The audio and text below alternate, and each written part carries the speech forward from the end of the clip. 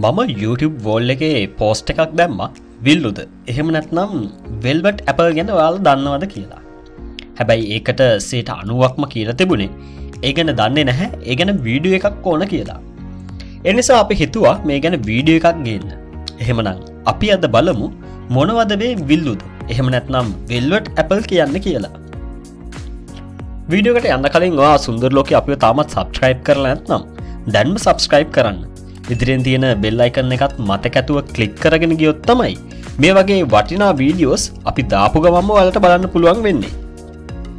Diospyros blancoi කියන විද්‍යාත්මක නමින් හඳුන්වන මේ කියන පළතුර Villuda, velvet apple එහෙම නැත්නම් තිඹිරි කියලා හඳුන්වනවා.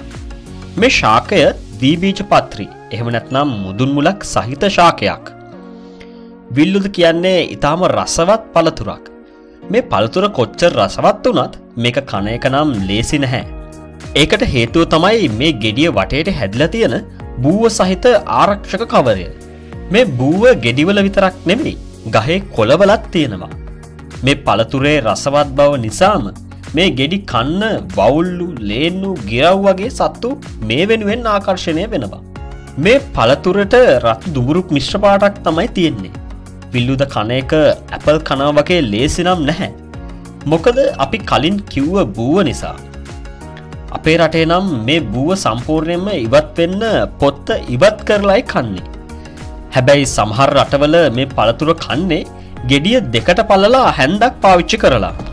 මේ ගසක් සාමාන්‍යයෙන් අඩි 30ත් 50ත් අතර වගේ උස යනවා.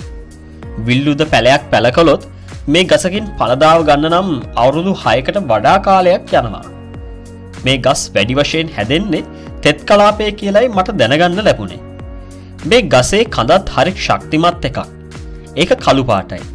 මේ පාට නිසාම මේ ගස් ගෘහ භාණ්ඩ නිෂ්පාදනය වෙනුවෙනුත් භාවිතා කරනවා. ඉතින් මේ පළතුර ගැන ඔයා තවත් තොරතුරු දන්නව නම් පහලින් මතක ඇතුව කමෙන්ට් කරන්න. තව කෙනෙක්ට මේ ගැන දැනගන්න ෂෙයා කරන්න අමතක කරන්නත් එපා. එහෙනම් හැමෝන්ටම සුබ දවසක්. අලුත් වීඩියෝ එකකින් නැවතත් හමු වෙමු.